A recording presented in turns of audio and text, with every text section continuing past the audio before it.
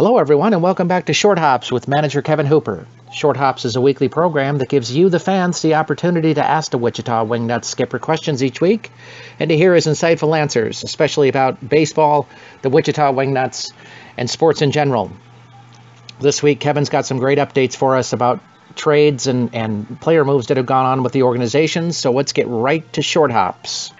Okay, we want to welcome back Kevin for this week. Kevin, can we first get an update from you on injuries and player moves that you had? The first one I just wanted to discuss with you was the bringing in of Dakota Watts. Yes, we, last week we had lost a couple games there in the ninth inning, and since Navarez had left to Mexico, we really haven't solidified that closer role. We were going to do a closer by committee, and like I said, we had been working on some things trying to find a closer, and Dakota became available to him to us, and we jumped on it. We jumped on the opportunity to get him, and that's a solidified closer that's been in this league before. John Nestor seems to be well and is back behind the plate. Yes, doing much better. He had a tough incident that happened there, and not having him for the 5 games. That's an important position, and we're fortunate we've got a great backup in Brent Dean, but. You can't replace a John Nestor and his value and what he brings to the table for our team. Is there any other updates on injuries that you have at this particular point, or we're pretty healthy as far as your team is going? Well, we put Jace Ray on the DL last Monday, and he will actually be activated today. He had a little elbow issue, and he's feeling much better. He played catch Saturday and yesterday, and he'll be activated for the Laredo game tonight. Excellent. So let's get into our questions here. The first one we have for you is, I'm sorry, my apologies. I first wanted to get an update on Scott Richmond is going to go play for Canada in the Pan Am Games, and what does that mean for the club wise? Well, it's tough losing a big leaguer, a starting pitcher that you were just able to acquire and get your hands on, and he's pitched really well the 2 games that he pitched for us. But what an honor for him. I know it's an important deal for any country, and to be able to represent your country and put that uniform on for him is pretty special. I know he's excited about the opportunity. It's really nothing changes for us. He's actually removed from our roster until he comes back, and that could be July 20th would be the latest that we would get him back, so he could go about 3 weeks here without him. So he would be back with the team before the end of the month for sure? Yes, he will be back once the Pan Am Games are over. Excellent. Okay, now we'll start with our questions.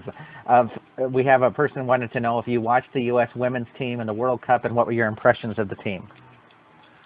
I did not. We were on a baseball field playing a game, and unfortunately, I wanted to watch it. And I wish I could have, but pretty impressive, the results. We got home real late last night. I was able to watch some highlights of it, and awful proud of the girls and for our country and being able to bring that home.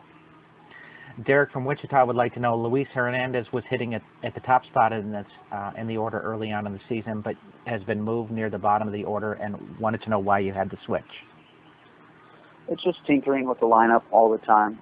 We got a lot of guys that are very versatile and are able to hit in different positions and spots in the lineup. And, Louis doesn't run as well as he used to, and you like to get as much speed as you can up top. So that's probably the biggest reason, is because of the speed factor where we moved him down in the lineup. I noticed the lineup that you've been using recently has been the Espinoza, Middlestat, Broden, Paget group there, a great group of on-base guys.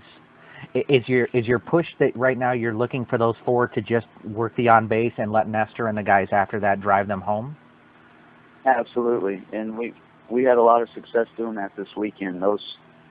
Those 5 guys, if you want to clump Nest in there, made a big impact all weekend. And the game that we lost with the walk-off, I think our 6 through 9 hole were 0 for 16. So that just goes to show you what the top 5 did that day.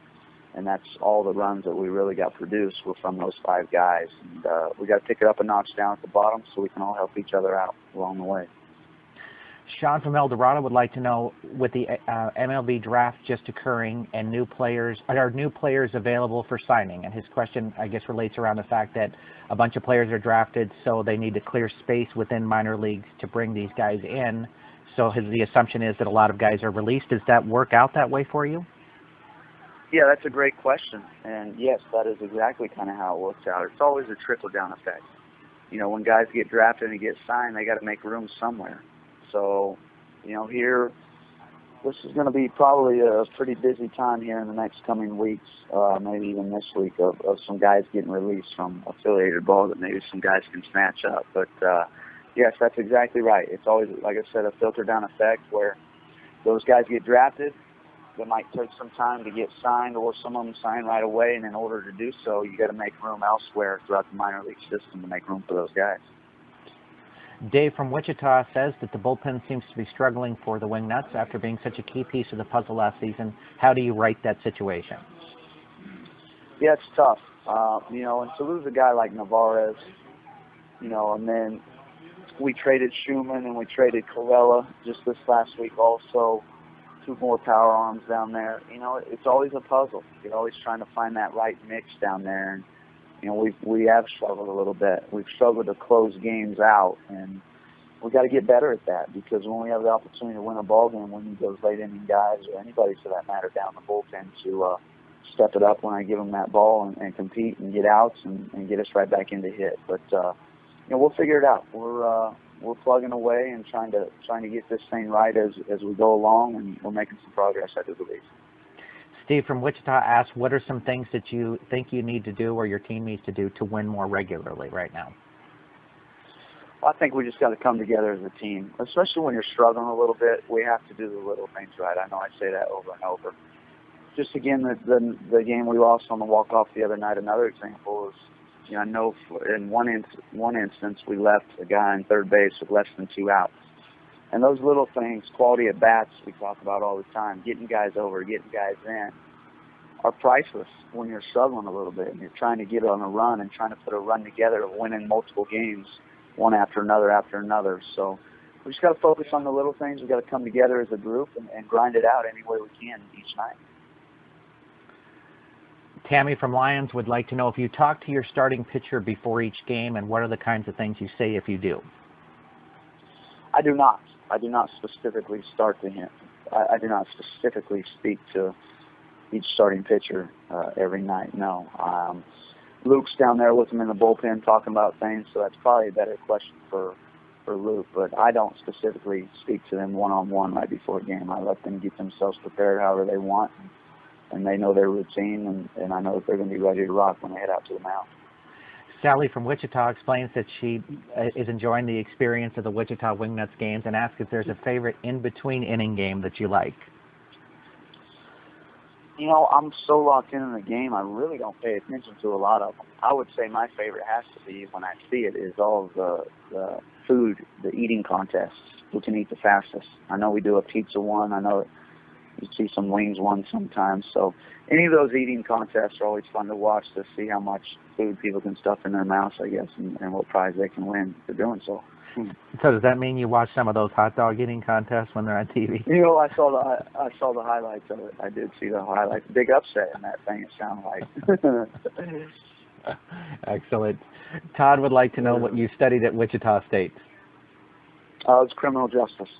Was my major there. So law enforcement, anything with the law kind of intrigued me growing up, and it's something that, like I said, I was interested in, and I pursued.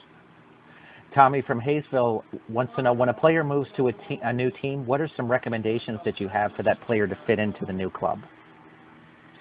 I think a lot of places, what I tell guys, whether we move them or whether they're coming here for the first time, it's just, you know, kind of just sit back and relax and, you know, just feel everything that's going on in your surroundings, get to know them.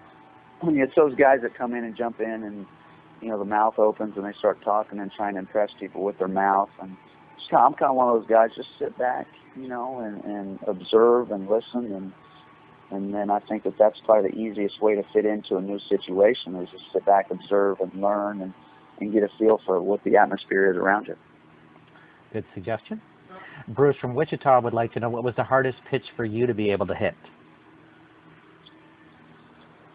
For me, it was a guy that threw a hard slider, a guy that had a little velocity on his fastball, and then he had a firm, hard slider. because he's coming out of the same arm slot, and it's looking like a fastball, and then there at the last minute, it's just tailing off. So, no doubt about it, a right-handed slider was the toughest one for me. Beth has an interesting question that probably should be for Luke as well, but she explains that the pitching coach, Luke Robertson, is always so nice when they sit by the dugout by your games, but wanted to know why he always looks so mean. Yeah, that is a Luke question for sure, and I'll have to show him that one as well. I'm sure he'll get a kick out of that. But she might want to just ask Luke that one night when she's at the ballpark. I'm sure that'd bring a chuckle from him. No, I think he's just like all of us. I think maybe, I don't know if he's not trying to be mean. I think he's just focused on what's going on, and he's locked into the game. Excellent. Sheila from Emporia asks, are there non-baseball related exercises that you think could improve a person's baseball skills? I think you and I have maybe spoken about this before. Just any type of agility stuff, footwork stuff. I'm a big footwork guy. You know, your feet are involved in a lot of things in this game. You have to have good footwork to do a lot of things. So, you know, just little ladder drills, any type of footwork, agility type stuff. Obviously weight training, which is going to make you stronger in the game. So any of those physical activities that are going to give you an advantage on the field, I would always suggest. I know that for a long time they were pushing for guys involved in football and other sports to learn gymnastics. Is that beneficial, do you think, to something like that in baseball? Gymnastics? Yes. Yeah, I mean, I'll tell you what, my two daughters who are 10 and 7 now had been in gymnastics since they were 1. And I wouldn't trade it for anything just because of the balance that it teaches, the balance and flexibility and stability and all that stuff. And you know, that's huge. That's huge in sports and any sport, not even baseball. But no, I think gymnastics, especially at a young age, would be great for any children. Shelley has a very interesting question. She says that in her son's baseball league, the parents seem to be taking games extremely seriously and ruining the fun for the kids. And she asked what are some suggestions that you would have to try to get those parents to settle down because the kids seem to be losing the fun of the game. That's a tough question. Because I deal with the same thing with my girls playing softball, and I see it a lot. And, you know, I mean, Rob, I'm a calm, collective guy, and I hear a lot of stuff out at the field. That's why a lot of times I'll just go stand out in the outfield by myself, so I don't have to listen to a lot of the stuff. It's unfortunate, you know, because here you are kids trying to play the game, and I feel for this question a lot because it happens a lot, and it happens too often. My suggestion is, to every coach, and even when I speak to coaches that coach youth, you have to have a meeting with your parents. You have to have a meeting with your parents and let them know that they're trusting in you as a coach to coach their kids, and that's how it has to be. One's the coach, one's the parent. You can't have 15 people trying to coach somebody and yelling at them and whatnot. So my suggestion would be for the coach to have a meeting with all the parents and just, you know, let them know, hey, and trust me, it's not an easy game, especially when you're 10 years old, okay? You know, it's one of the hardest games you're going to play, and it's, as I always say, it's a game of failure. Baseball's such a game of failure. But that would be my suggestion, is for the coach to have a meeting with the parents and let them trust in him and let him be the coach during the game and not, you know, like I said, yelling and throwing a frenzy up in the stand, because I see it way too often. So I would suggest to Shelley, if she is a parent, to take Kevin's suggestion and go to the coach and say, hey, could you talk to the parents to try to settle them down here a little bit? Absolutely, and hopefully the coach is approachable, you know, because I'm sure that, unfortunately, there's a lot of situations where they aren't approachable at times, too, and it can turn into a tough situation. So, as of anything in life, I always say make the most of the opportunity and try to stay positive with everything. A guy who identifies himself as old guy would like to know why injuries seem much more common in baseball now than you would see them 30 years ago. Yeah, I know you and I spoke a little bit about this last week. I just think it's technology, you know, and what they're able to do these days. I really do. I think that's the big reason, is because they've got so much medically, they've got so many more weapons that they can use and find stuff that it's so much more often now than it used to be, just because they didn't have that technology and those resources that they have now.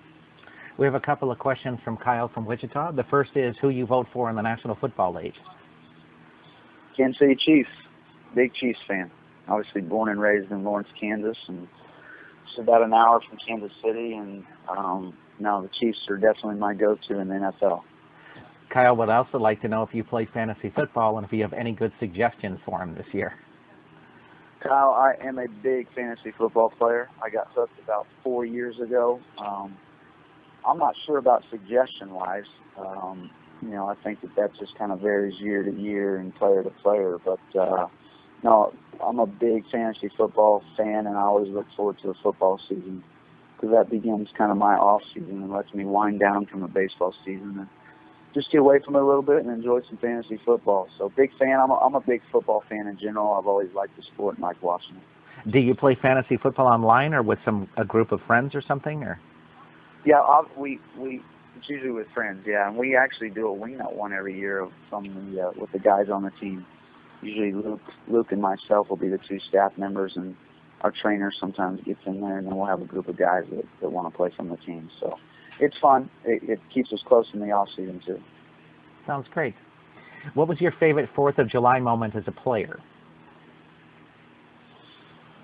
Well, for me, it's always a special day because it's my father's birthday also. Nice. So, yeah, it was always a special day, and especially when Dad could be there with me, and I could celebrate his birthday with him. And 4th of July is just a special day in general, obviously, for our country and independence. And,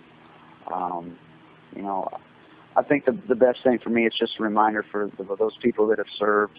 It's just a reminder for everybody of what they do and just how fortunate we are, all of us, that we get to live in the country we live in. And we got so many people in other countries, places fighting for our freedom. And it was always just a special day just to play. And then to see, obviously, wear the neat jerseys, the different jerseys, usually those nights, and just watch the great fireworks show afterwards. Our last question for Kevin this week is, a person asks, you've probably heard the national anthem sang like 3,000 times. Are there any that stand out to you? I don't know if I could specifically say there are any that stand out to me. That's a special time for me too. As a player, the national anthem got me locked in. I knew once that anthem was played that it's time to get focused and get going.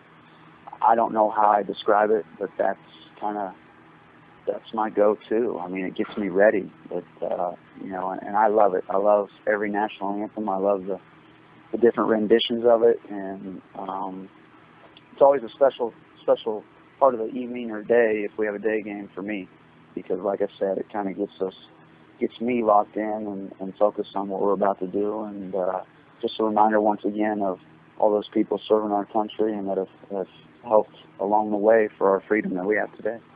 So it's kind of one of those moments that when the national anthem begins, you're moments away from starting the game. Absolutely. We know that all that hard work that we put in for the day earlier, BP, all that stuff is about to come into effect, and now it's fun time. It's go time once that anthem's done. Or you get to hear the starting lineups after that, and the fun begins. Excellent. Well, Kevin, thank you for joining us this week. Rob, thanks as always. Look forward to next week. All right, I will talk to you later, sir. We want to thank Kevin Hooper for joining us here on Short Hops this week. If you'd like to ask Kevin your own questions, please send them to us at askkevin@minorleaguesportsreport.com. That's askkevin@minorleaguesportsreport.com. Please have your questions to us by Friday at midnight so we can give the Wichita Wingnuts skipper a couple of days to review questions before we actually record the program Monday morning. I'm Rob Pannier for the Minor League Sports Report. We want to thank you for joining us this week, and we look forward to seeing you next week on